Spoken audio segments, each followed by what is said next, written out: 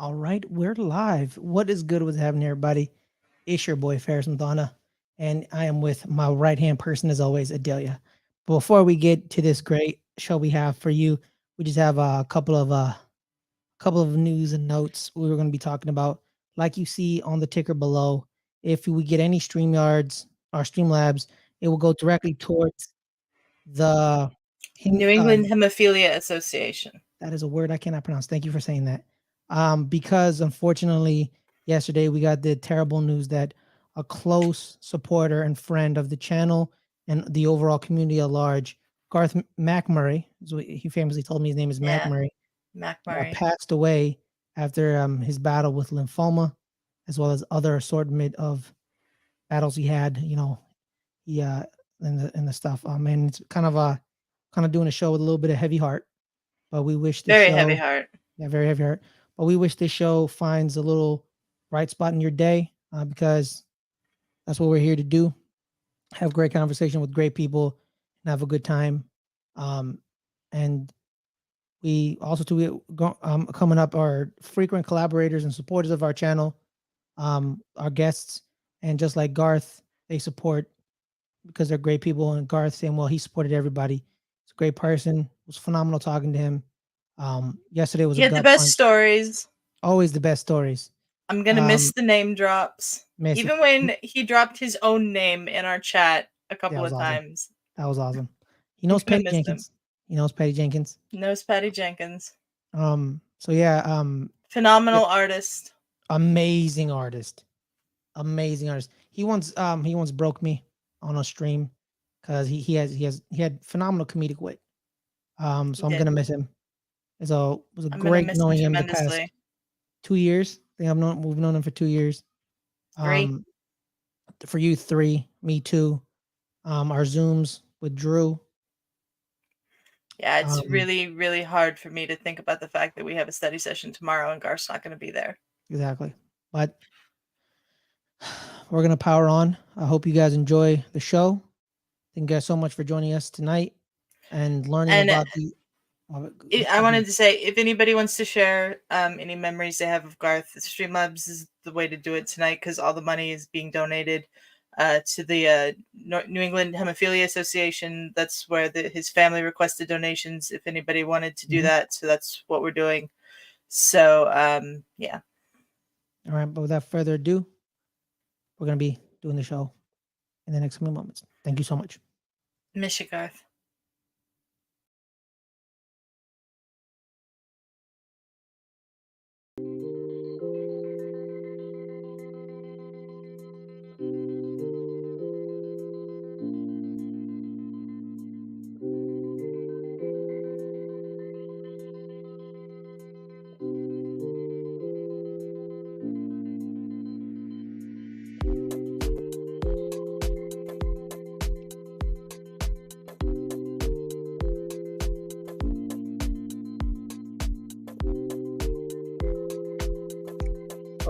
What is good? What is happening, everyone? Once again, welcome to the open table.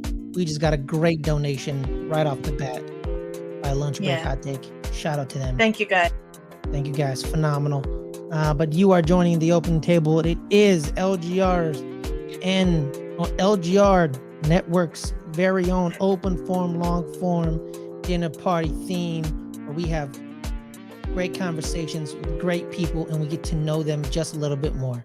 And on this week, I'm joined again and always and forever. My right-hand person, Adelia. Adelia, how are you? I'm okay. It's been a rough 24 hours, but I'm okay. I'm glad that we have the 3 gentlemen we have on the show tonight because I know community is very important to them. So I know that they're the right people to have on this particular episode. And just, without further ado, let's just introduce them right away. These men need no introductions, but I'm going to give one anyway. You have 2 members, the 2 founding members and proprietors of Lunch Break Hot Take, Jose and Brodny, phenomenal people, great collaborators, as well as the 3rd member of the greatness of the Trinity. It is the one, the only, Tony Hendo from the RougPod. Tony, Brodny, Jose, how are you guys? Doing good. Rest in peace to Garth. That was sad news. We didn't get a chance to meet him, but we heard the impact that he's made in the the community, Schmodown community, and just being around you guys. So sorry for your loss. Man, he was a wonderful guy. He was a wonderful guy. We appreciate it. But guys, tonight it's about y'all. It's about y'all. And It's I just about want to us. know. Yes, it's about you. But I want to know, man. Y'all in this YouTube game. And I want to know, man, what like we've heard the story a little bit, y'all, Brodny kind of held your feet to the fire, Jose, where he's like, you know what, let's stop talking about it, let's be about it, and he ordered you a mic. But like, did you guys think of gonna have 1,000 subscribers, community, a live event that people gonna show up? Was that all in the cards, or was that a pleasant surprise? The You live want event to was take that beat? definitely not in the cards. Not at all. Wow. Okay. I guess I will take it if you're just gonna leave. I'm here. No, we Thank you for the donation, Hendo. no problem. We really just kind of we didn't think about what it would grow into. We didn't really ever envision having an actual live meetup. We used to laugh about the idea of meeting people who listen to the show and say, we'll never do that. But as we kind of went down the road, we built relationships with people and a great community of that everybody supports each other, and we made a lot of friendships, and it turned out to be a great event, and I'm really happy that we actually went through and did it. But no, initially it was never about getting to a certain number or anything like that. It was just, hey, we talked about it a lot. Let's go ahead and do it and just see where it goes. Yeah, I mean, audio podcast is all we had in mind. And in fact, I was actually talking to somebody at work about it today because, we got excited. He got me a mic first. I think it was a Christmas gift. And I was like, yo, get one more. Let's do it together. And he got one. And then he bought a mixer. We didn't know how to use a mixer, right? But we were like, yeah, let's just go all in. And we said it from the beginning. We said, look, let's give this 3 years. 3 years. Really put in some effort into it. And let's see where we're at. And if after 3 years, we're not happy with the results, then we can say we put everything into it, and we can walk away and say, hey, we did everything we could. If we like the results, then we keep going. So here we are. Nice. Adelia, you have any questions? I want to know how Hendo got started in this. We just heard about Jose and Brodny. What about you, Hendo? Well, actually, the three gentlemen on the screen actually got me into it. I watched what they were doing, and I was like, maybe I could give a try at it. I thought that they would be the only people that would actually pay attention to what I was doing, and I actually hid it from them for about 3 months until one day Brodny was like, "Is this you?" And I'm like, yes, it's me. I wasn't the type of person to be in the forefront of anything, be on screen, or just talk to a bunch of people and expose myself. But they supported me, and it grew well beyond anything that I thought that it could be. That's great. But Hendo, why hide it? Why did you hide it? Embarrassment. But I understand the fear. Like, what you gotta be embarrassed about, man? I've always wondered, why did you hide it from us? Why? Okay. From us. Okay, so to be totally honest, I like to challenge myself, and I'm like, okay, let me see if I can just do it just to do it. But then you meet a group of guys and they make it look so effortless, and they just look like professionals out there. So it's like you try to get into the game, and of course you are sometimes judged by the people you surround yourself with. And I'm like, I don't want to be the weak link of the group, so let me get something under my belt a little bit, see if I can do it. If I can't, I'll just let it go and nobody will find out. But it didn't work out that way. I'll say I know why Hendo hit it, because if you go back on our channel on Lunch Break Hot Take, you scroll all the way down to the bottom of the videos and you see the first videos that we put on YouTube, they are god awful. They are unbelievably embarrassing. And you know, you don't really want our assistant producer wanted to say hi. It is. you don't really want, like, you're obviously looking for views and an audience, but you know, as you get some distance, you wish nobody had seen what you put out at the beginning, because it's never going to be. Yeah, I remember that angle. To the same. Y'all remember when Brodny was at an angle?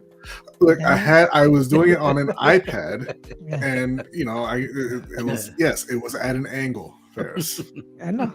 You know, it was a good angle. Actually, you know, I talked about going back through the old ones and, like, you know, at least redoing the thumbnails, because you look at the thumbnails, they awful. I didn't know anything about. I mean, it looked like clip art, and I was just like, good enough. You know, I didn't know anything about anything, but you know, I like keeping it up there because it shows the progression. You know, video quality, audio quality, thumbnails, everything from beginning to now. I thought our audio was always you know, solid. I mean, like I said, we started out with a mixer, even though we didn't know how to use it. But because we started on the audio side, we put a lot more effort on that side. We wanted the sound quality to always be good. But once we decided to get on YouTube, we're like, all right, we gotta, make it the best we possibly can. Adelia, you have nice.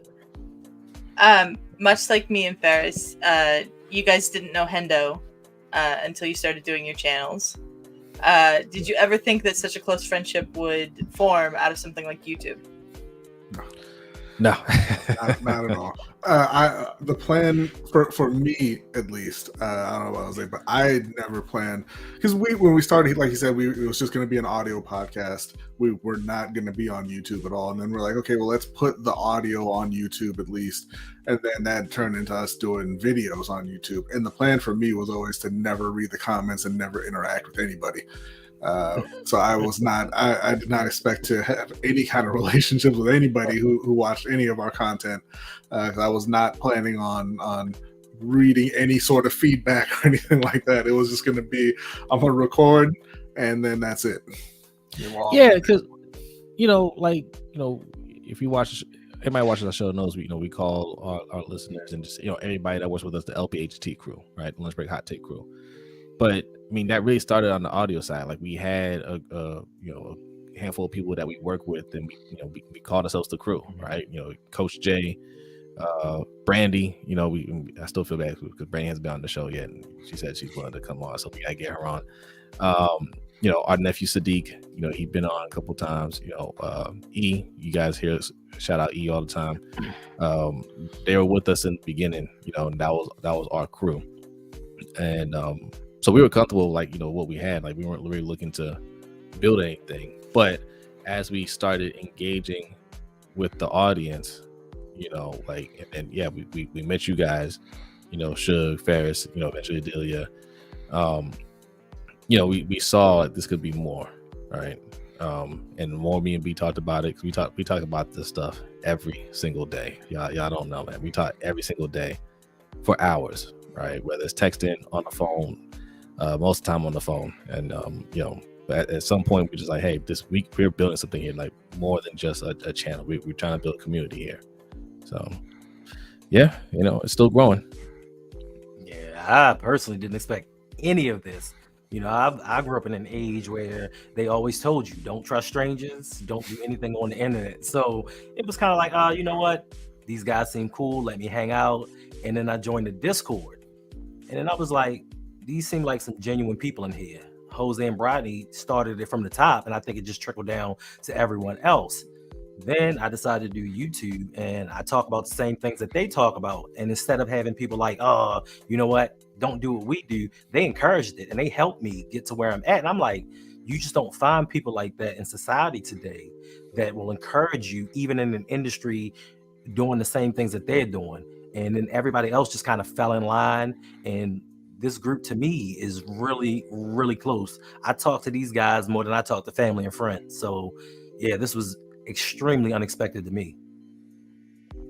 Yeah, one of the things that I really noticed ever since I joined the LBHT Patreon and was in the Discord is how supportive you guys all are of each other and the community that you fostered around your channels. Is that something that is really, really important to you now when it comes to your channel? Because I mean, like, it's something that I try to make sure that we foster around LGRN, and it means a lot to me personally, especially with something like losing Garth this week and stuff. So I just want to know how important that aspect of community is to what you guys do now. Yeah, I mean, you know, and it's not the original thought. Like, you know, I got the idea from another YouTuber, Vach Lombardi. He's a Dallas Cowboys YouTuber, he's somebody who was coached by our friend Coach Evans of Sip to Tally Films. He came in as a guest on the show that Coach Evans was doing. We were on there, right? And what he did was he was doing, yep, that's the glass right there. That's a chalice. That's a chalice, Coach.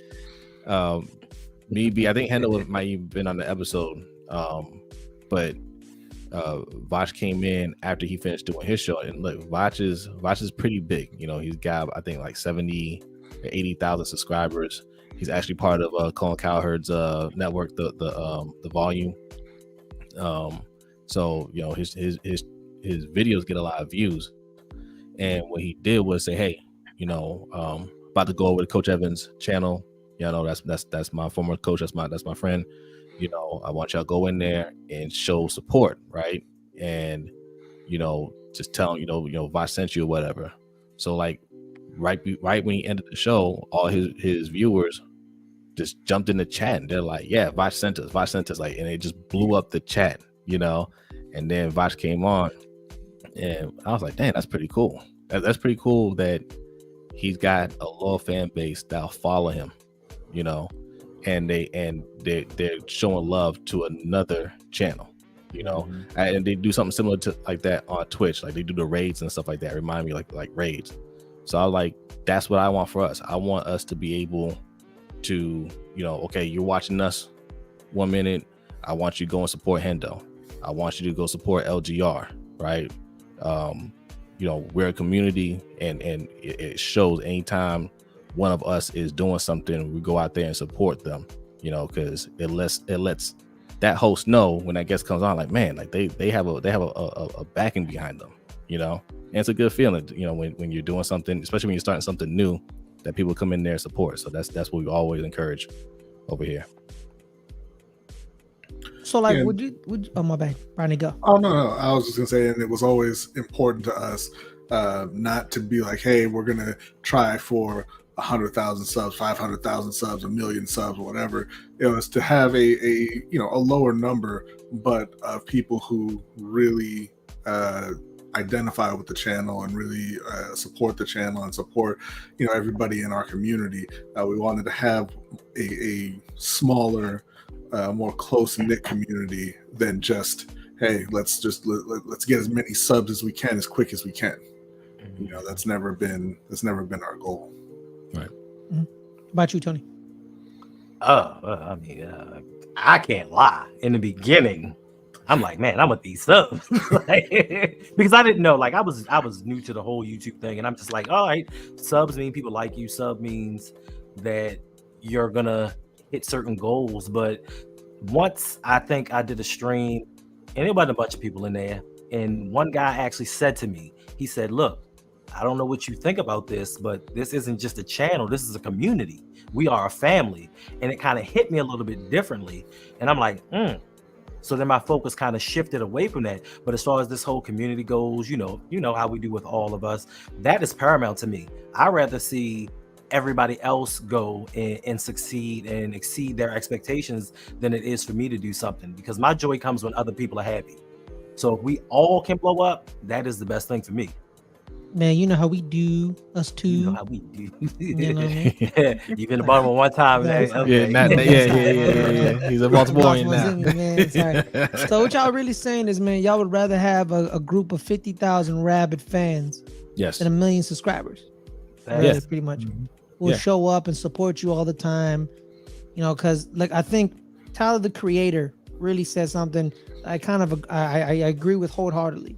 He said, let's say you got 500,000 people who is your fan, who listen to your music, who always show up to all your concerts, will buy your merch, right? That's a lot of people. People feel like 500,000 people still a lot of people, and you sell tickets at like a modicum price of like, let's say, I don't know how concert tickets are. They're probably like $100 maybe, $150. Like they shelve out, but you have let's say you have 500,000 people buy tickets to your concert at $100 a piece. That's a lot of money. Yeah, I ain't gonna do the math right now because my brain ain't working, but I know that's a lot of money. And if you can sell out 500,000 seat stadiums, that's a lot of stadiums.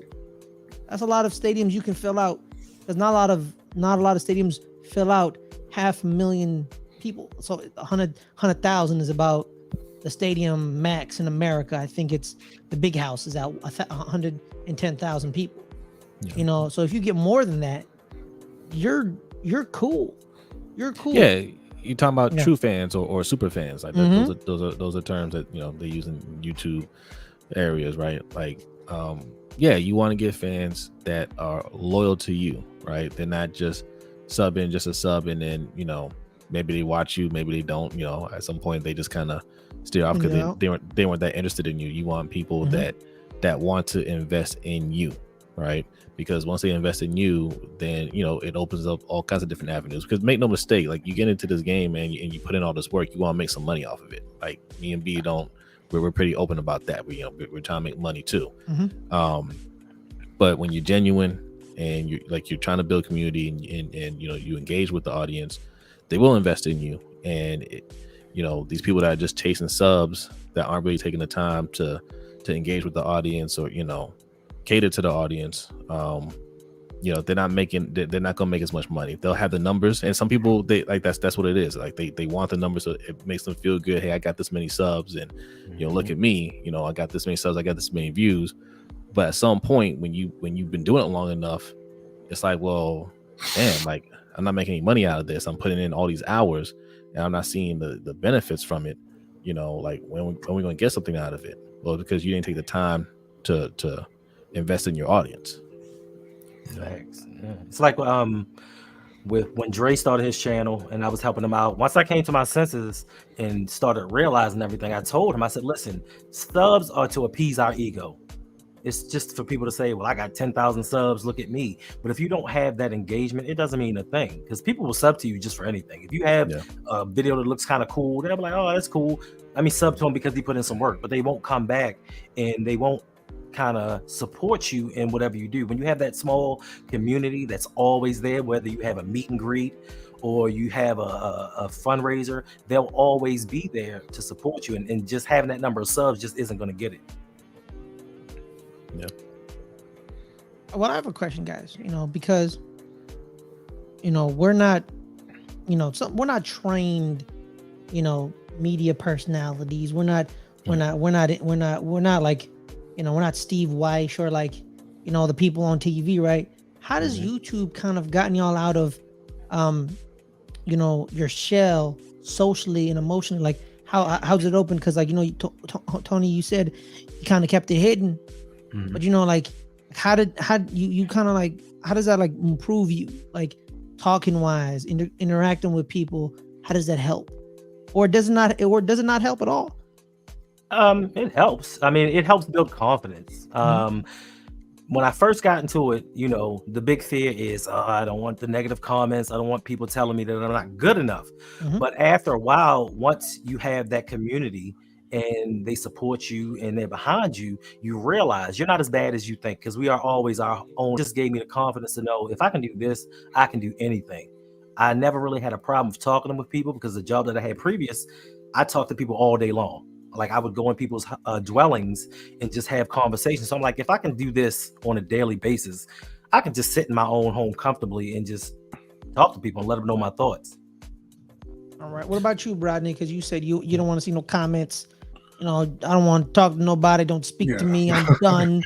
Like, I was, tip it. Like, how does that help? I've always been very introverted. You know, and like when we had the meet and greet, you know, we had a portion of it where we got up on stage and we, you know, kind of answered some questions. You know, when I was younger, that would have been my absolute worst nightmare. You know, and I would have been, I wouldn't have been able to sleep for a week prior to the event, you know, leading up to it, and it would have been terrible. But you know, being on here for a few years, you know, it's made it much easier to kind of go into those situations. And you know, I still don't like it necessarily, you know, being up in front of people and talking to people and everything, but I'm able to more compartmentalize it now and just say, hey, this is just a thing that I have to do. I can do it real quick, and then it's, you know, it's over and it's not a big deal. And you know, that comes from, you know, just doing the live show every week. And what really helped with that was early on, you just kind of pretend that nobody's listening. You know, you do your show, you say what you think. You know, and for me, I know it would have been much harder for Hendo doing the show by himself. But for me, you know, I'm doing the show with my brother, right? And so we're just talking about sports, which is what we always do anyway. It's just that now I'm talking to my computer screen instead of talking into my phone. And so, you know, for a long time, I just wouldn't really pay attention to the chat and just kind of pretend nobody's listening. And then, you know, you get much more comfortable doing it that way. There's a big storm coming through Adelia's way. That's why she probably dropped out. There, you know, the storm's kind of messing up her internet. Yeah. So when she comes back, she'll just pop back on so no one gets.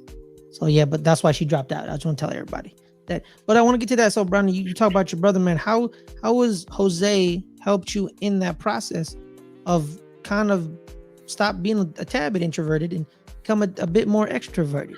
Well, look, there's no lunch break hot take without Jose. Like Jose does the editing and things like that, because I can't stand listening to myself. I don't like it at all. I don't like hearing my the own worst. But not only I that, love listening to myself. Yeah, we know, Ferris, we know. But it's not only that. Jose pushes us to do things that are outside of both of our comfort zones. You know, just say, you know, and Jose's always been very outgoing, very willing to try new things, and a lot of diverse things, you know, and it doesn't matter if he knows anything about it or he's the best in the world at it. He'll go and do whatever it is and just give it his best and you know, for however long, and then go try something else, right? And so he kind of brings that to the show and pushes us to do things that are outside of our comfort zone. And you know, sometimes it doesn't work, sometimes it works, most of the time it does, and that's how you get better. That's how you grow. You make the show better, and you know, hopefully more enjoyable for the audience. But Jose's always pushing for, you know, us to do more and do better than what we're doing already.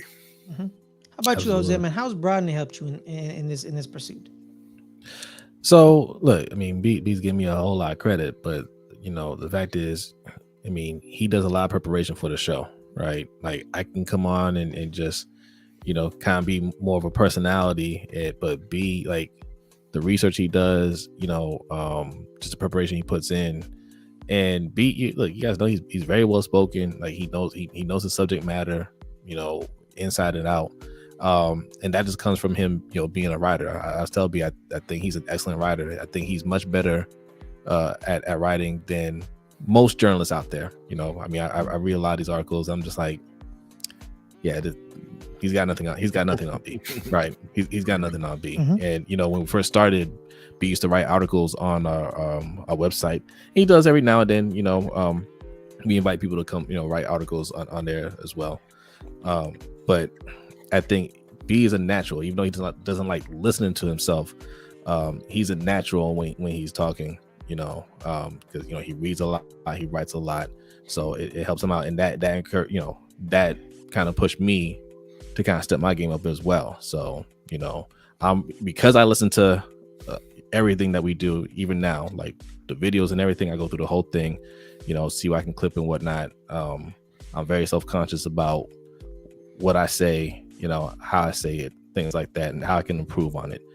I don't want to sound robotic, but the little things I try to tweak with my speech, but like B said, man, like it's a natural progression, because I didn't like public speaking either. I would have gotten nervous, speaking in front of 100 or whatever, how many people were at the meet and greet. But because we started out on the audio side, and I already had to listen to my voice, which that was therapeutic. Right. That was a challenge at first, and then you get used to that, you get over that. Then we see ourselves on video, and then like what really kind of did it for us was once we started getting those live streams where we're getting over 100 people in there, and it's like, man, there's a lot of people watching us right now, but we already know what we want to say. We're doing a show and everything that felt natural. Yeah, by the time we're in front of a live audience, that's the next progression. It's not as bad, because like, okay, we've been in front of a big audience before. We just couldn't see them all in person. But the meet and greet was great. Like, yeah, I was a little nervous at first too, right? But talking about something that you're comfortable with and that and we do it every week, like it came natural at that point. That's great insight, guys. But now I want to talk about more your channels, right? But not like the daily YouTube grind of your channel, but like the subject matter of your channel. You guys talk about American football. I want to know, what about American? It's American football. Let's chill out here. You can say soccer. Say soccer. Fine. Say soccer. Fine. Like it's not. That's not an American term. It's not. Yeah, we didn't come up with that. Okay. Don't feel bad about that. Fine. Football. All right. You have your way. You won. Okay. Why football, guys? Like I always want to know, like, what made y'all interested in a thing? Like, what about football grabbed you at a young age, or was it in more of a slightly later on? Like, some other sports I've fallen in love with. I've fallen in love with like now, like football was when I was like 8. I fell in love with it, but like other sports, like I was a little older. Like, was it when y'all were young? You guys were like, yo, this sport, love this right here. Yeah, we've both been following the NFL since we were very young. Mm-hmm. And for me, Barry Sanders and Randall Cunningham are the guys who really got me into watching football. They both played. Now, I know it's going to sound odd because I was very young at the time, but they played the game in a way that I'd never seen before. Right? They were different than everybody else. And on top of that, we used to play Tecmo Super Bowl, Jose and myself and my dad, and we would do it on the weekends. It was on the Super Nintendo. There wasn't, it didn't have a built-in hard drive. There weren't any memory cards or anything. So we would start early on the weekend, and we would play entire seasons, and we just kind of rotate out while we're cleaning the house or doing whatever. We would just get tagged in and out, like, okay, it's your turn, go play your game, and we would play full seasons, the playoffs and everything. And it was, it's a great memory. But it really was kind of just it was a family thing, and then also seeing guys like I said, Barry Sanders, Randall Cunningham, just doing amazing things out on the field that really kind of sparked that interest very early on. Jose? Yeah, no, like we said. I mean, listen, it's America's sport, right? And why such a high focus on that is because, I mean, that's the sport that you can talk about almost year round now. Even in the off season, there's things that you can talk about that will get people interested. I mean, look, you already know we love basketball too, and combat sports, which we cover on the show. But football is the main thing. Welcome back, Adelia. But football, like, just in terms of subject matter to cover, that's the one that will get you clicks damn near year round. So that's why it's a high focus on that. Same thing with you, Tony. It was communal. It was family. It was a player that grabbed your eye. Or was it something a little different? It was different for me. It was fear of missing out. When I was younger, I used to watch basketball. Basketball was my first love, but I had a best friend, and he knew everything about all sports. So when we went to school, he would just have so many conversations about the NFL because he loved football. And I'm sitting there looking at him like, who? What? I don't know what you're talking about. And I'm like, you know what? I was an introverted kid. I kept to myself. I didn't do much. And I'm like, you know what? I'm going to ingrain myself in this. And I sat down and just learned every player's name, saw all the faces. And then I started watching and I was like, all right, this is pretty cool. But then with the evolution of football and as it grew to become America's sport, I just was like, you know what? This is amazing. And I just fell in love with it. I kind of fell out of love with basketball. And I mean, it's still cool. It's just not as good as football is. It's not as exciting. And then I guess a few years ago, my brother and I, we had talked about doing something on YouTube. We just didn't know what we were going to do. And I'm going through YouTube and I'm seeing different guys and they led me to Jose and Brodny. And my thought was, I have kind of a different approach than most do, because most people are fan friendly, they're team friendly, and they have all the great things to say. And I'm like, I don't think anybody wants to hear what I have to say. But when I saw those two, and it's like, oh, people rock with them, even though they're speaking their opinions, and it's not the opinion of the masses. So I thought, all right, this is something I can try. And I think maybe that's why I kind of hit it, because I just didn't think I would be successful at it. But listen, football is the greatest sport in American history, and why not talk about it? Then you had the Baltimore Ravens, best team on the East Coast. Wow. I think it's incredible that you were young at a time when football was not America's passion. That's wow. The golden age of baseball, guys. I used to watch baseball. A little bit back then. That's when the Orioles were good. Exactly. So I was there. today- I was there when they won the World Series in '83. Yeah, I was being born in '83. I was still a toddler. Hey man, I just want to point out Greg. He said he has a great comment.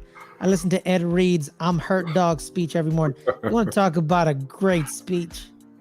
Yeah, I love that speech. Those Miami teams, amazing. Especially Al Blades is a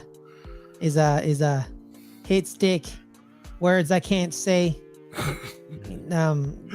He had some expletives in there, man. Them U squads, those DBs, man, they're a little. Miami Hurricane football makes college football. I know, if right? you don't have the Yeah. it's boring. Hendo's a Florida State fan. Nebraska, if you wonder why he's rolling his eyes. and the option, and it's Iowa and Michigan. Nobody really care about that. You want to see the U. Yeah, I'm right, man. You know what, bro? You want to see the Since U when? face Nebraska? That's greatness. not anymore. Well, not anymore. No, not anymore. on either side. Yeah. But yeah, man, when the U's humming, college football's humming. That's I'm right. sad that college football's dying. Yeah, the turnover chain era that got me excited for a little Yeah. bit. Hey, what'd you think about Short-lived. what'd you think about that Florida State turnover backpack that they had? I mean, it's better. It's better than that turnover trash can Tennessee had. Yeah. He said, "You made a great play. Go to class." Exactly. And then they had the touchdown rings at Miami again. Like we had, because when Manny Diaz became the head coach, he was like, "I got to get something for my offensive players. I'm gonna give them touchdown rings. If you got to score the touchdown, you get the rings." Shout out to them too. That didn't really hit the big time because they were garbage. Yeah, they're pretty bad. Yeah, it's pretty bad. And they got It fired. was a nice thought. It was a nice Yeah. thought. Nice thought. Yeah. But why did it keep you guys? Like Hendo told me, Hendo just said, basketball, he kind of lost his interest in basketball. He's like, it is what it is. But why did football keep you? What was something that kept you? For me, so like football is a complicated sport, right? When you're young, you can appreciate the hard hits, the touchdowns, the celebrations, and things like that, right? Then you get older, you start to really understand how it's played. Even if you played at a young age, like you have a little bit more understanding. But like when you get older, you start to understand even more how it's all put together, and it's really a game of chess, right? Mm-hmm. A physical game of chess, but there's a lot of strategy involved. So and then with the help of social media, you understand more of the business side as well. So as we've gotten older, the understanding of the game for everybody, I think, has progressed a lot more. So the game kind of grew with us throughout the years. What about you, Brodny? I think for me, it's a couple things. Like there's, the evolution of the game, right? When we were younger, it was a much more defensive league. We used to watch the Ravens with Ray Lewis and Ed Reed and Nada and them, and their rivalry with Pittsburgh. It was very gritty, very hard hitting. And that's a lot of fun. To watch. And obviously it evolved into a more offensive league. So I mean, it's fun to just kind of follow the evolution of the league as a whole. But I think the real answer for me is going to be Ed and Steve Sable. Because nobody sells the history of their game and makes it gives you a cinematic experience like NFL films. I mean, I'm sure for those of us who really follow the NFL, just hearing the name Sable, you start hearing that NFL films music. And they did just an amazing job of telling you the stories from the past and even in the present as they're going on. In other sports, they try it, and I'm not saying they're bad at it, but they're not nearly as good as the NFL at it. Old man Willie's running down the sideline. Hey, thank you for that donation, man. I appreciate you. Salute. Shout out to Dark. Shout out to Fort Garth. Tipped at $20. Says, we'll miss you, Garth. Yes, we will. As well as Tony's $20 donation says prayers up. Thank you, Tony. But Tony, what about you, man? What grabbed you? What kept you, man? What? Why are you still football fan to this day? This day, I mean, like he said, it's the evolution of football, and for me, it was the fact that Baltimore got a team again. Because back then we lost the Colts to Indianapolis, and after that, I was just a vagabond for teams. I used to love the Saints, and I used to love the Falcons. Those are my two favorite teams. Pat Swilling. That was he was my favorite player back then. Ricky Jackson, Vaughn Johnson, all of them. And then Sam Mills. Can't forget Sam Mills. Then came the arrival of Deion Sanders, and I think that's when I think the personality started to really start showing, instead of it being just a robotic league and just the old time game. And then once Baltimore got a team, the rivalries kept me. Just that thing that we have with Pittsburgh. I think that's one of the greatest rivalries in NFL history. Just two similar teams from cities that are nearby. I just think that made things a little better. And now to this day, I think with the advent of social media and everything else that's going on, it gives you more access to the teams. Like certain teams just have behind the scenes, they have looks into the facilities, what goes on during daily practices. So it gives you more insight into the guys that you follow, the guys that you like, the teams that you hate, because there are teams that I don't like. And I watch the documentaries on them just to see what's going on. I hate the fact that the social media age has made me hate the players less than I used to. Yeah, it does. You're right. Yeah. I actually, because I watched parts of the Florida documentary on Netflix. I hate Tim Tebow a little bit less. I still hate him, but I don't hate him as much. So, I mean, it's just with all these things combined. Never hated him. I hate him. I hate him too. That's a willpower thing, Hendo. You can push right through that, though. Oh no, the hate for Tebow will never leave. But it's just, I'm just like, he's a really good guy. I still hate you though. Like I want to hate Jalen Hurts, man, but I can't sometimes. Whatever. I can't. I used to hate every Eagle, regardless of who they were. I never hated one Eagle. Every other Eagle, I hated them. I always found an excuse to hate them, except one Eagle, which was Brian Dawkins, that psychopath. Probably have I loved him. Yeah, you hated Randall Cunningham. Well, I wasn't born yet, so I can't really. I know everything else. That is the first time I've ever heard Ferris use the "I wasn't born" excuse. That's incredible. Right. He lived through every other era, right? Yeah. I know Randall Cunningham is Minnesota Viking number 7. Randall Cunningham. That's what I know. But Baltimore Raven number 1. Yeah. I feel that way about Ryan Clark, right? Yeah, I hate him as a Steeler, but like when he got on Twitter, I was like, damn, man, I like this guy. And I like how he takes accountability, right? Because he said something about Tua, and Tua called him out on it, and he's like, "Oh yeah, right, my bad, sorry." Yeah, he was joking. Yeah, he was joking, but he was still like that. I like Ryan. Ryan Clark. I'm watching. I used to watch old highlights of him. Right. Man, he played on a line, which was football and homicide. And you don't know what you're gonna. Yeah. That man, nonsense. Let me ask you, Adelia. Why are What? you a football fan? What grabbed you? What made you become a? I know you're from Denver. I'm So from your Denver. Broncos is massive Broncos nation. John Elway was my first. That's my quarterback. Yeah, It's Elway. it's Elway. It was Elway. Yeah. Anything He else? was, he was phenomenal, and I got to watch him do a lot of incredible things. There's a lot of heartbreak there with Elway too.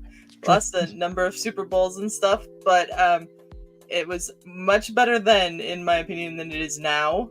So I miss those days a lot. Yeah. Man, football is amazing, man. I love football, and you're right. And you guys are totally right about the social media thing. I try to hate some of these players, man, but some of these players I've known since high school. Like, I can't hate you. Followed your career since you were at a random Georgia high school. Like Leonard Fournette. Whereas I hate the Broncos altogether. Why do you hate the Broncos? Yeah. Because they stole Carolina's Super Bowl. Yeah. we did. Yeah, it's true. Yeah. I don't know if "stall's" the right word, but we did win that game. The right word. It's absolutely the right word. Is there anything to say to Adelia, Brodny? As far as I know, I mean, I'll have to check the tape. I don't think Adelia was the referee who said Jericho Cotchery didn't catch the ball when he clearly did. So I'm not going to blame Adelia for that. You can't root for the Broncos. Yeah, man. Like, I remember the first high school kid. I was like, this is my dude. It was Leonard Fournette at St. Augustine High School in New Orleans. I watched. They aired one of his games on ESPN, where he had 250 yards. He had a passing touchdown, 3 rushing touchdowns. And then he proceeds to do the kickoff in one game. I'm like, what the hell did I just watch? What did I just watch right now? And then, he's number 1 player in the nation. He went to LSU, and then he, killed that Texas A&M kid. I feel sorry for that kid, where he just trucked him out of nowhere. And he was like, "Oh, that was easy." It's like it was like watching a grown man. I'm like, this isn't fair. This isn't fair. And then watching Alabama literally was like, you know what? Screw their quarterback. Blitz everybody. Everyone. I don't care. He just get him. And there was this one play where like all 4 defensive linemen were like, he's like trying to like do a stiff arm to like, trying to do like a stiff arm to like Deron Payne or something. He's like trying to stiff, and then like 4 other linemen are with him, and then like you have 2 linebackers jumping over, and you're like, that's what had to happen to stop this man. Like that picture of Kobe taking a shot with all 5 defenders with their hand in his face. Yeah, pretty much. Yeah, it was mind-boggling to me. The person that stopped Leonard Fournette at LSU was Danny Etling, the former quarterback who played at Purdue. Garbage ass. Freaking didn't deserve to play in the SEC. Loser. Wow. Yeah. Didn't deserve to play in the SEC. Yeah, they have a long history of garbage quarterbacks in the SEC. That's what they do. Thanks. It's a good point. Good point. Don't go to recency bias. No, you're right, man. There's a lot of bad quarterbacks. A lot. I think the first one that I was like, yeah, that's a good quarterback was Matthew Stafford at Georgia. You know what I mean? Yeah. Well, give or take. If you count him, really. No, he was good. It was good at Georgia. He was him and AJ Green. Just look at Alabama's quarterbacks that won national titles. They're just a scrap heap of nothingness. AJ McCarron won the first one. And then, Greg McElroy won the first one. McElroy started his broadcasting career like 25. Yeah, because he was like, I ain't very good. Forget this. And then AJ McCarron was there. Yeah. And then, you know what's crazy about how talented they were? They took a former running back, made him a quarterback, and made it to the semifinal of the very first college football playoff. I'm like, he's a former running back. But what's going on here? That's because in the SEC they have everything, right? Like your offensive line, defensive line, skill positions. All they needed for a long time was just the quarterback to be the game manager, right? Like, who can we get in here that knows the plays well enough that's not going to mess it up for us? Everything else will be right there. We just need somebody to come in and not mess it up. So the person that will mess it up the least is the person that will get the job, right? But in recent history, that wasn't going to be good enough anymore. So you have to actually get some quarterbacks that can throw. Well, speaking of history, guys, something historic did happen. I left the state of California for the first time in about 20 years. Let's just say it was a very harrowing experience. Yes. I went to Baltimore. Y'all kept saying this meet and greet early on in the show. I was there. It was a fun time. You guys were wonderful guests. I mean hosts. I was a guest. Shout out to Tony. I want to give Tony his flowers, man, because he didn't have to pick me up at the airport at 2 a.m. in the morning. So I thank you. Appreciate you. I was half dead as I entered his car. I had no idea what was going on right now. That's like, I think I'm about to throw up. Yeah. I told Hendo, hey, Pull over. I need you to drive a little faster, okay? All right. Like, unless you want to pull over on the damn freeway, okay? I need you to drive. And we made it. I didn't vomit, thank God. I was about to. Hey, man, flying on airplanes, man. Adelia, do you like flying on airplanes?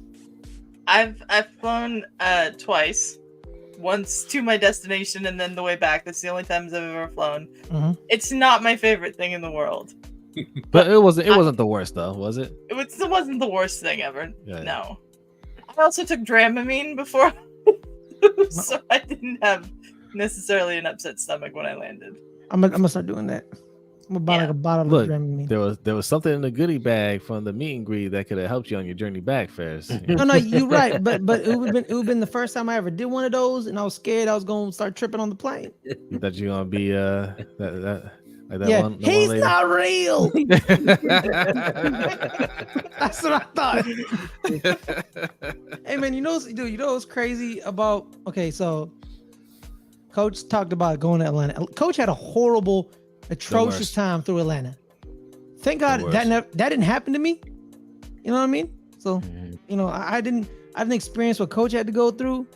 So like we got boarded. We boarded. We're flying home. I'm in Atlanta. We're flying home, and it starts raining. I'm like, ah, shit. You know what? I heard tropical storm warning. I heard it started raining. I was like, and they're like, all right, guys, we're gonna be on the tarmac for like 15 minutes. I'm like, 15 minutes, my ass. 15 minutes. That's raining. Like, what are you talking about? It's raining. 15 minutes. We're gonna be here for like an hour. I don't say any of that stuff. I just say it in my head. After 15 minutes, we left. Like they told the truth. Did you apologize in your head? Right. Yeah, He did. yeah, I kind of did. I'm not gonna like, damn, wait. That was 15 minutes. Oh, Jesus Christ. I was So wrong. you enjoyed your time out here though? Yeah, I did. And Greg, you win that $5. That $5 is in your pocket because I did mention it once, twice, Yeah. 3 times, probably 7 times. Why am I not surprised? I at don't know. this? What do you He expect? made Hendo take him on a tour of the wire locations. Yeah, we went to a couple locations. Yeah, we did. I got a chicken box. Apparently, it wasn't the best chicken box in the game, but it was still good. Next time I'm out there, I'm gonna get the best one. You gotta work your way up to that first. Yeah, I gotta work more up. It's like it's like Mario. You gotta level up. You can't do it on a Sunday. Yeah, Yeah. everything was closed. Yeah, but you know, You still have fun. man, but we were like outside of Baltimore. We were in this little town called Columbia. It's like a Little suburb town, he said. town. Yeah, Is it's it not not that a town? little. Is it a city? Yeah. Yeah. It's But okay, I have a question. All right, Benjamin Buttons. What's a town? What's a city? a What's the city population? is like, I believe a city's 90,000. Okay. Is when you cross over in the city. Mm-hmm. I think it's So how many 90 people are in Columbia? over A whole lot more than 90,000. that. Okay. All right. Okay, so it's a city. In the city called Columbia. It was phenomenal where we at. Yeah, it's like, that yeah, area we where visited a little village. Sorry. that area where we were at where that meet and greet, Mhm. that's a village, right? That the district that's inside of Columbia. It was brand new, right, Jose? It's like, Yeah. It was all brand new, Adelia. It was a Chinese shop, a It's not even gaming done center. yet. It's not even Yeah, done. it's ain't finished. Yeah. Yeah, like a bunch of those places aren't open yet. Yeah. they're making an arcade, like an adult arcade, Mhm. where you Like go Dave in and Buster's. like Dave and Buster's. Yeah, they got Floyd Mayweather's gym there. They got a yoga place there, a bunch of restaurants. There, it's right next to Merriweather Post Pavilion, where they have a lot of concerts. The Goo Goo Dolls were there that night. I mean, it's not a, you can get gourmet toast. Yeah, you Gourmet can. toast. And the crazy thing about juice it is, in mason jars. and there's a hotel there. There's a luxury hotel. There's luxury apartments. There's a big building Want some there toast, for a Adelia? tech company. Yeah, you get toast there. But the Get some craziest toast- thing about it toast is, steak. like, you can't. Toast in a mason jar. Yeah. Okay. But you can't see any of that from the road. It's not Right. for everybody. Like if you're driving around Columbia looking for it, you wouldn't find it unless you knew where you were going. Kind of hidden. Pine trees.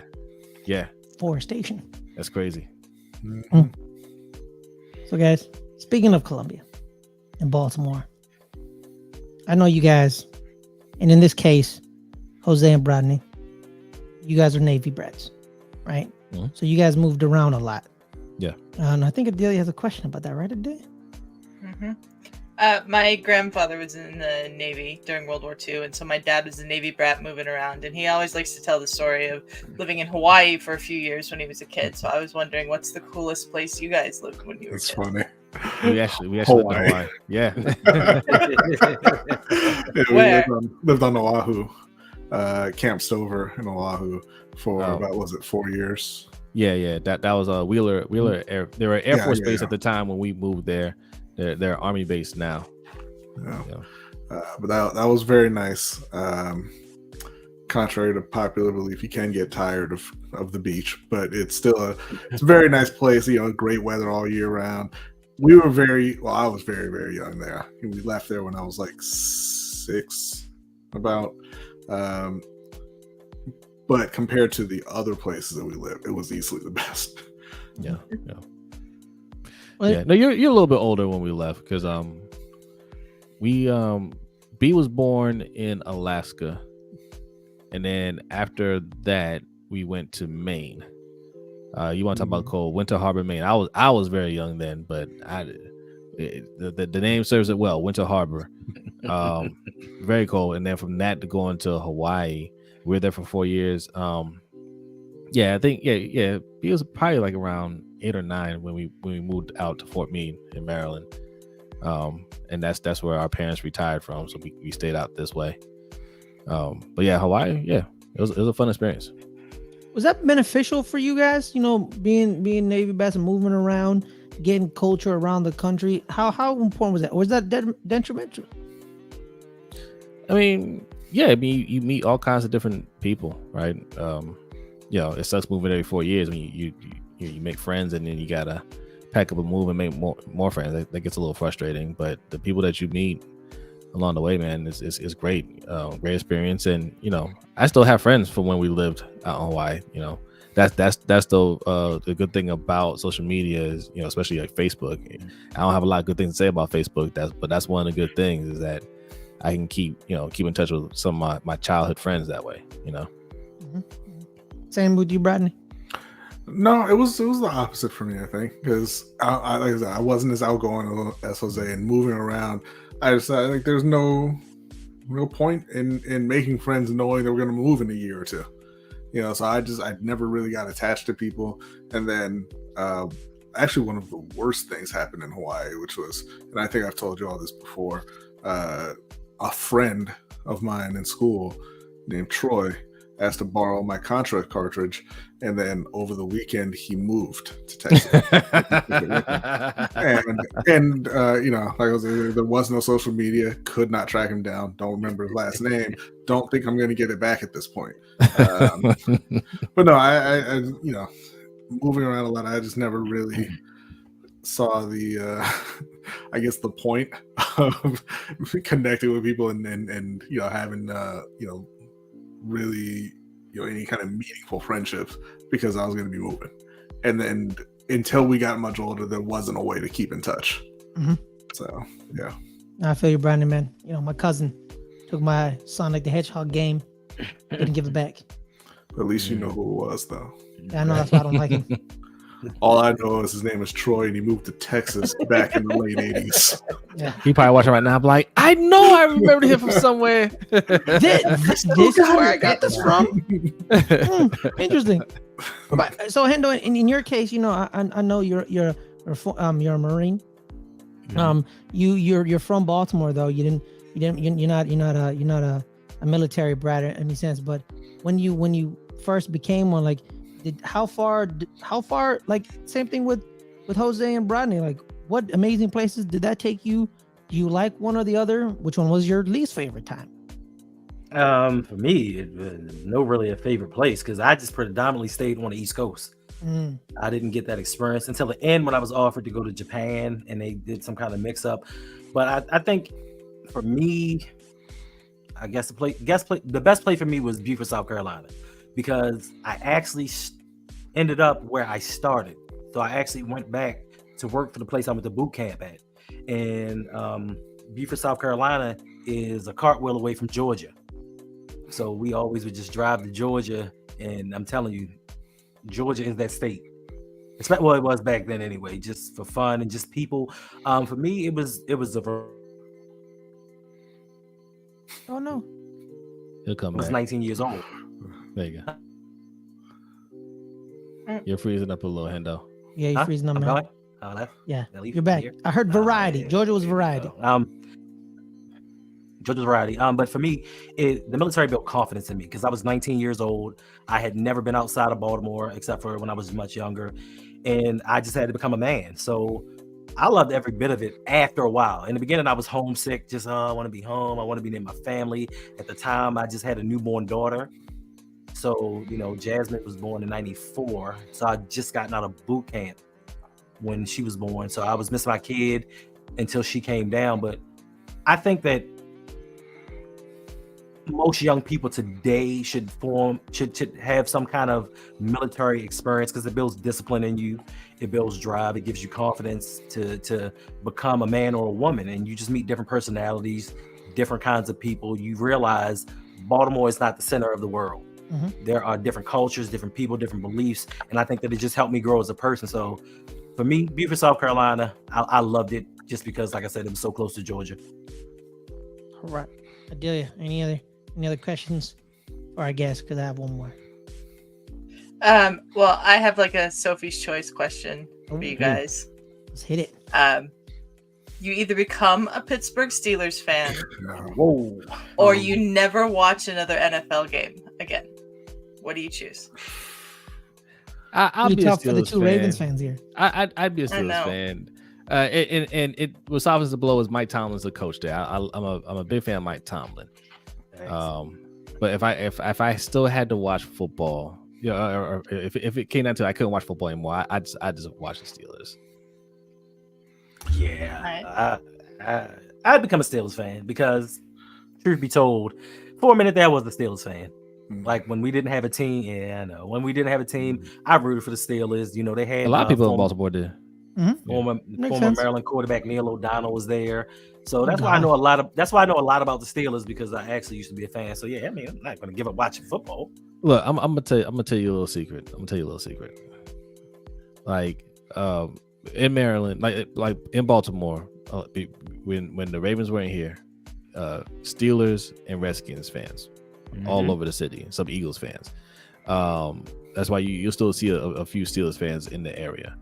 And Steelers fans quietly like the Ravens, right? Like if you ever, they won't say it out loud, but if you talk to a Steelers fan one-on-one, they'll tell you, man, I kind of like you guys because their style play is similar, right? And when you have those battles, you can't do anything but respect that other team, and you develop an admiration for that team. So it's a little different. Like Ferris hates the Eagles, right? Giants and Eagles. Ain't no admiration, dog. No, absolutely. Right. But I mean, you guys haven't had team in Dallas. Like you guys had your games. Don't get me wrong. Like you've had some great games, but like Ravens and Steelers, like it hits a little different. You know what I mean? No, I have a theory why. I have an absolute theory why. But before I say my theory, Brodny, in your case, would you be an Atlanta Falcons fan? No, I would stop watching football. I'm really disappointed in Jose and Hendo. I bleed processed blue. All right. I think I would, because I can just throw myself into another sport. Like I could start watching the Premier League. Right. I get more into basketball. I could even start watching hockey. I don't really care. But I'm not gonna just root for a team that I don't particularly like. And I think it would be easier for me to give up just because Carolina is so poorly run and has never actually won anything. Unlike Jose and Hendo have experienced winning the ultimate prize and all that, and that's not a thing that we really think about in Carolina. So I thought it wouldn't be a huge deal giving it up. So, Brian, would you say the Falcons are more of a rival or the Saints? I mean, like, it's Atlanta, I think. But the reality is that there isn't a particular like really, really big rivalry for Carolina, the way like Baltimore, Pittsburgh, or Dallas and Washington, that kind of thing. They don't, because it. You're gonna make me say it again, because you have to be really good for the rivalry to develop. and Carolina's not consistently good. Atlanta's not consistently good. New Orleans isn't consistently good. Tampa Bay is not consistently good. For a little while, for a very short while, they had a rivalry with the Seahawks. With the Seahawks, had Russell Wilson and Marshawn, and Carolina had Cam, and they were kind of going at each other for about 3 years or so, and they played each other every year. But outside of that, the rivalries don't really mean a whole lot. But if you have to pick one, I think it's the Falcons. So shout out to Tony when he brought up the Falcons with Dion. The two legit to quit Falcons. They were a great team to watch. Him and Bad Moon. That was my favorite player. Yeah, Andre Rison. Bad Moon Rising. Yeah, and I think him and Dion. I remember. No, I don't remember. Sorry.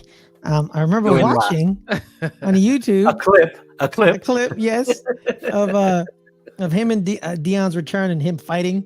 They're just fighting each other and they're hitting each other, right? Mm-hmm. And I'm just watching like, y'all know y'all are wearing helmets, right? Like, it didn't matter. But it didn't matter. It's like, I don't care. It's like they're just slapping each other. They're just like they're hitting each other. And then we all know what happened to Bad Moon, his house a couple years later. It was an accident, but it did happen. So was it? She said it was what's an really accident. cool about the Falcons too. Mm-hmm. I don't know if you remember this, but they had a 230-pound running back who wanted to run like he was 180 pounds, and he tore his ACL trying to juke somebody for no goddamn reason. Jamal Anderson? Yeah. Yeah. Dirty Bird. The Dirty Bird. Dirty Bird Jamal Anderson. Damn. He was pretty good. They don't know what they're doing down there, man. Yeah, I know. They had Mike Vick. It all went to shit. I mean, they'll always have 28-3 though. Oh God, I feel so sorry for that. Nobody feels sorry for Matt Ryan. I was watching that game. I was watching that Super Bowl, and I could not decide who I wanted to win that. And like I wanted the Falcons. I was horrified that the Falcons were winning, and then I was horrified that the Patriots were coming back. It was a bad time. Yeah, it was. It was bad. I had only rooted for Tom Brady once in the Super Bowl, just once. Only once. Really? Which one? Yes, it was the Eagles one. I root for him in that one. I root for him against the Falcons. Like I didn't want Matt Ryan to get a Super Bowl. I didn't want Matt Ryan to get a Super Bowl because he came in with Joe Flacco. How are you rooting for Tom Brady who kept knocking you out the playoffs? Is it the same thing that allows you to say I'd be a Steelers fan? No, I mean, I'm rooting against your rival. We've knocked them out a couple of times. Yes, more than anybody else at the time. That one time where your player like snapped his star player's foot off. It was a legal play. It's all legal. Who? It was Bernard Pollard. He wasn't with the Ravens when it happened. Yeah, it was. No, he was with the Titans. He was with the Ravens when he knocked out Stephen Ridley. It's never a stream with Ferris unless there's at least one bum scoop moment. Facts. Bernard Pollard, man, what do you want from me? I assume. Sorry to Bernard Pollard. I didn't fully remember your career. I apologize, Bernard. That was his best play ever. Yeah, it was. I remember there was one game. So it was Steelers Browns where James Harrison killed like 3 men. And it was wow. Yeah, we cut him. James Harrison? Yeah. Yes. Oh wow. He was undrafted. Yeah, I know. Damn. When you say we, Who you're referring to? Oh, the Ravens. Okay, got it. Ravens, Brodny. Okay. No, Because you were talking about how you were a Steelers fan. I was. Yeah. I don't know. And then you talked about being a Falcons fan back in the day, so And a Saints fan. The Saints fan, and I was I don't know. It started with the Broncos. Don't forget the Broncos. It started with the Broncos. Yeah, the Broncos fan. The Broncos actually. Shout out to Adelia. Have like the 4th largest fan base in the entire country. Who? The Broncos. Yes. Yeah. John Elway. Which makes sense because they have the entire state of Denver to themselves. Colorado. The entire state of Denver. The entire state of Colorado to themselves. You're flustered, Ferris. Take a drink from the chalice. Reset. I have nothing left. I have nothing left. Oh, so that's what happened. Huh? Yeah. Too fast, huh? Yeah. That's pretty much. My thing was this, man. Okay, here's my theory on why the Steelers Ravens rivalry is a little different than every other rivalry. When the rivalry began, they never really sucked together. You know what I mean? So like when the Eagles Giants rivalry, there's always a time where one of them was very good and one of them was very bad. And then it kind of switched and then it kept going like this. Then there was a time where they were both good in the early 2000s and they fought it out. But most of the time it was like very bad, very good, mediocre, very bad, very good. Same thing with the Dallas Cowboys. There was a time where Dallas sucked. They sucked, right? And the Giants and the Eagles beat them. What you're referring to? The early 2000s. Like the 2000s, they were very bad. With Quincy Carter in the middle 2000s. In the middle, yeah. Okay, I find. Yeah, you're right. And we would the Eagles and them would just kick him around, And then in the 80s too, like they weren't Tom Landry and all that jazz. Every time except for those few years in the 90s with Jimmy Johnson and the 1 year with Switzer. Exactly. So like they were bad. The Eagles, the Pittsburgh and Baltimore.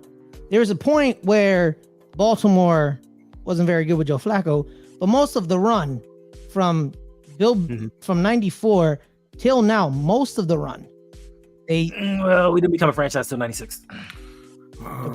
Get something to drink first. All right, sorry, my bad. They moved in 94, right? Right? Was it 95? We became a franchise in 1996. Okay, from 96 till now. All right, that's not my point. Just listen to my theory. Why you gotta let a little facts get in the way of a good story? Right, stop it. All right, what's wrong with this?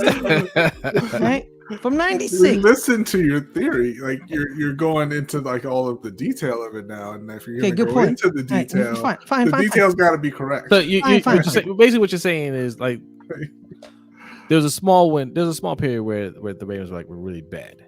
Yeah, but it was like 3. It was like 2 to 3 years, and then they'll drop to Lamar Jackson. Caleb said, "Fact check for it."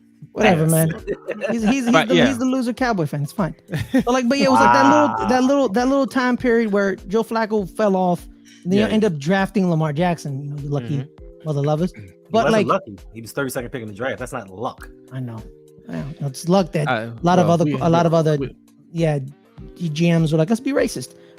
You know what I mean? But yeah, y'all got lucky. All right. Well, 1 or 2 picks away from having Saquon and Lamar Jackson. That's gotta hurt. Wow. It does hurt. You got Daniel Jones though. And then DeAndre Baker. The Giants were trying to get Lamar Jackson, weren't they? Yeah, but we drafted DeAndre Baker.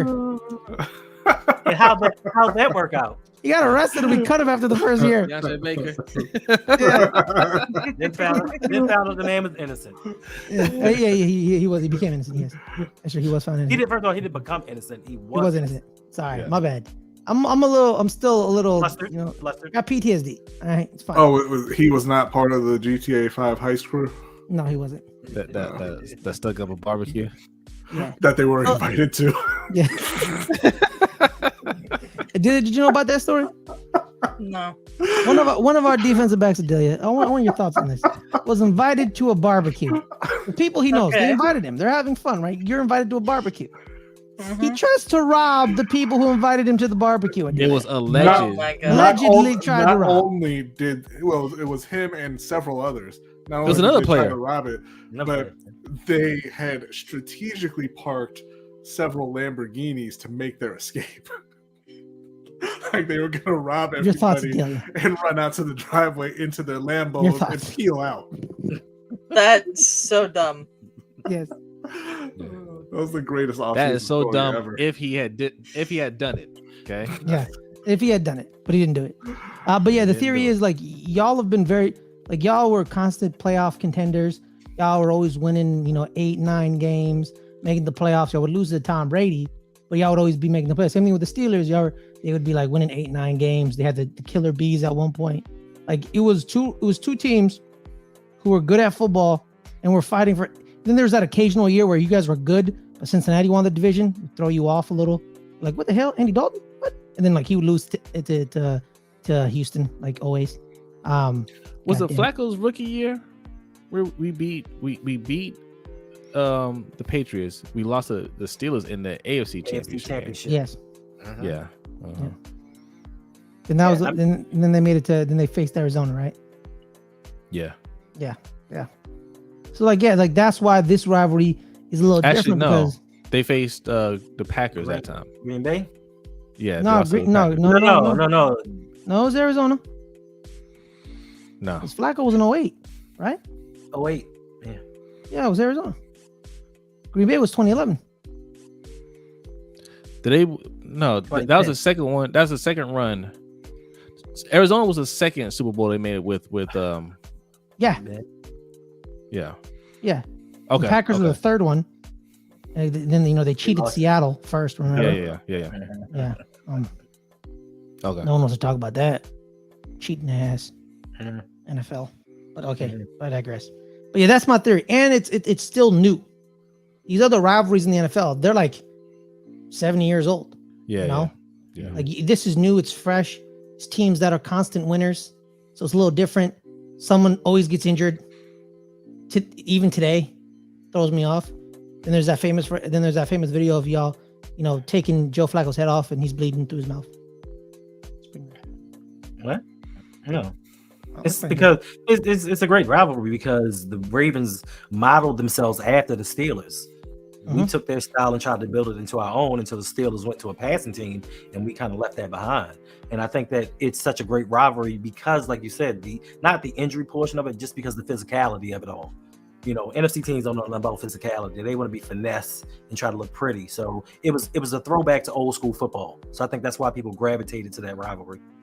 The Chiefs are very finesse. I don't know what you're talking about. The AFC was born in finesse. Yeah, it was literally created That finesse. has been until the Steelers and Ravens rivalry came. Oh, until two teams for a few years, and then one of them says right. pass for 5,000 yards every season. Mm-hmm. Well, the Rooney's are great owners. I can't hold you, but they just decided that we're going to get with modern times. Baltimore just held on to John Harbaugh a little bit too long, and they said they're zigging, we're zagging. Facts.